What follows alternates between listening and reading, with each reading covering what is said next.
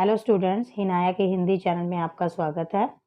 आज का जो हमारा टॉपिक है संज्ञा। लास्ट टॉपिक में हम शब्द निर्माण के उपसर्ग और प्रत्यय कर चुके हैं। आज शुरू करेंगे संज्ञा। संज्ञा को इंग्लिश में हम नाउन भी बोलते हैं। संज्ञा 5th क्लास से हम लोग शुरू कर देते हैं, उससे पहले हमें पढ़ाना शुरू कर देते हैं और समझा देते हैं। लेकिन संज्ञा होता क्या है? संज्ञा का एक शाब्दिक अर्थ होता है। अर्थ होता है शाब्दिक कि क्या है संज्ञा, मीनिंग क्या होता है संज्ञा का। तो संज्ञा का शाब्दिक जो अर्थ होता है वो होता है नाम। ठीक है जी, जो भी नाम है वो संज्ञा है। चाहे वो किसी का भी नाम है वो क्या कहलाएगी? संज्ञा।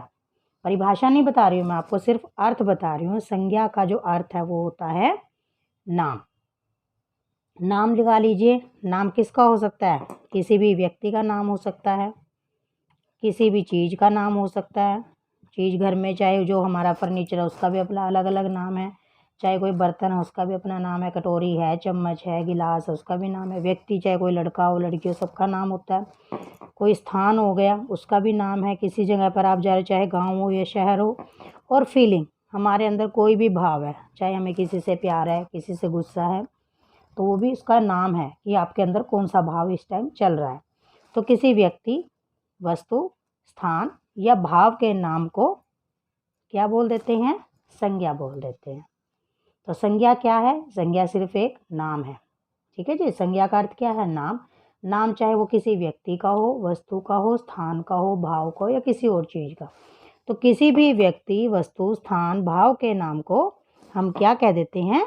संज्ञा कह देते हैं। तो ये बन गई संज्ञा की परिभाषा। ठीक है जी, नाम क्लियर हो गई। तो ये परिभाषा क्या है? आपने रटना नहीं है, परिभाषा को आपने समझना है कि संज्ञा नाम है। चाहे वो व्यक्ति का नाम हो, वस्तु का नाम हो, स्थान का नाम हो, भाव का नाम हो, उसे क्या कहेंगे हम? संज्ञा कहेंगे। यहाँ तक क्लियर हुआ? अब संज्ञा में आता है कि चाहे वो संज्ञा किसी प्राणीवाचक की हो, नाम तो किसी जीवित का भी हो सकता है जिसमें सांस हो, और अप्राणीवाचक भी, चाहे किसी में सांस ना हो। मान लीजिए कोई कुर्सी, मेज जिसमें सांस नहीं है, वो भी हमारी संज्ञा के अंदर ही आती है। तो संज्ञा इस चीज़ को नहीं देखती है कि कोई प्राणीवाचक है या अप्राणीवाचक। दूसरा, गणनीय है, उसकी हम गिनती कर सकते हैं, या फिर अगणनीय है। मान लीजिए सितारे हैं, उनका भी नाम है तो हम गिन तो नहीं सकते। तो गणनीय हो या अगणनीय हो, दोनों ही चीज़ों में संज्ञा होती है। तो संज्ञा किसी व्यक्ति, वस्तु, स्थान और भाव के नाम को हम संज्ञा कहते हैं। यहाँ तक क्लियर हुआ? उसके बाद बात आती है संज्ञा के भेद। ठीक है जी, संज्ञा के कितने भेद हैं?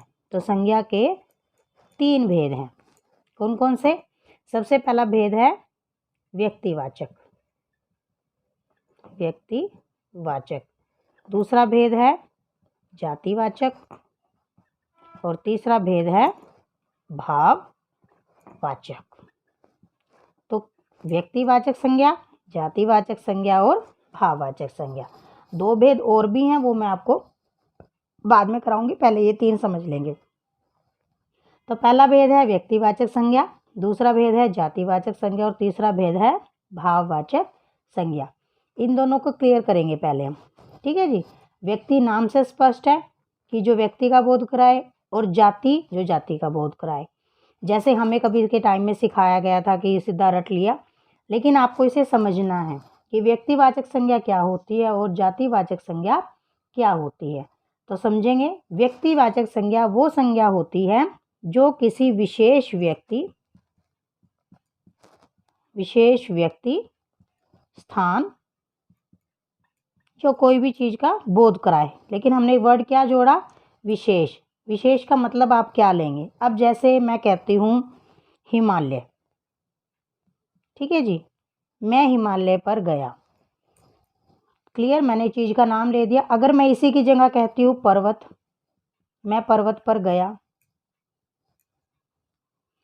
हिमालय तो नाम ले लिया मैंने, और दूसरी जगह मैंने क्या कहा? पर्वत। तो यहाँ पर तो मैं नाम ले रही हूँ, प्रॉपर नाम मैंने किसी चीज़ का लिया है, लेकिन यहाँ पर मैंने नाम नहीं लिया।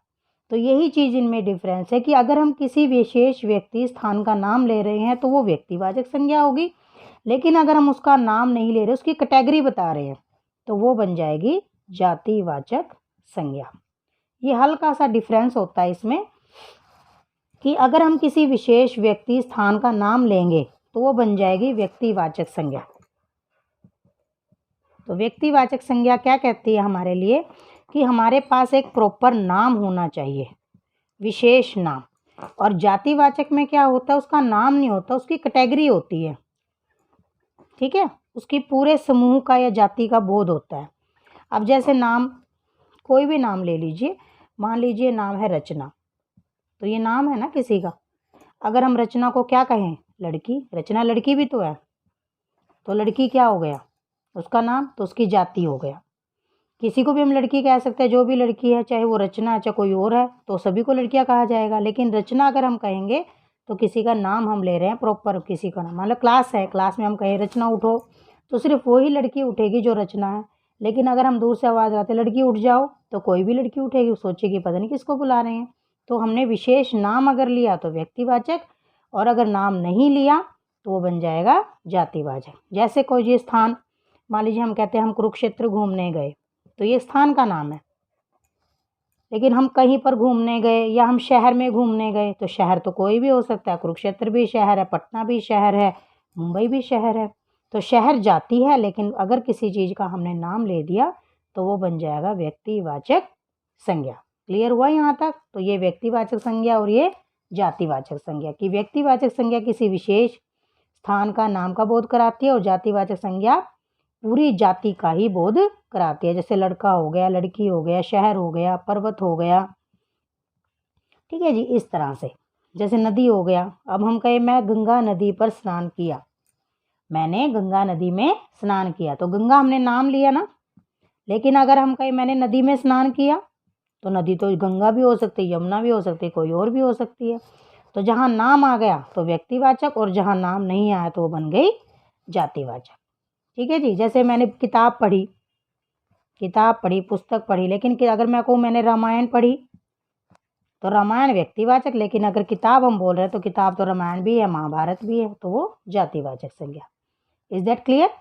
तो इस तरह से होता है। इसके बाद हम करते हैं भाववाचक संज्ञा। भाववाचक संज्ञा नाम से स्पष्ट है हमारे पास कि भाव आएगा। भाववाचक संज्ञा में क्या आएगा? भाव होगा, फीलिंग होगी कोई भी, किसी भी तरह की। अब फीलिंग तो आप समझ सकते हो, गुस्सा भी, क्रोध है, ये भी भाव है।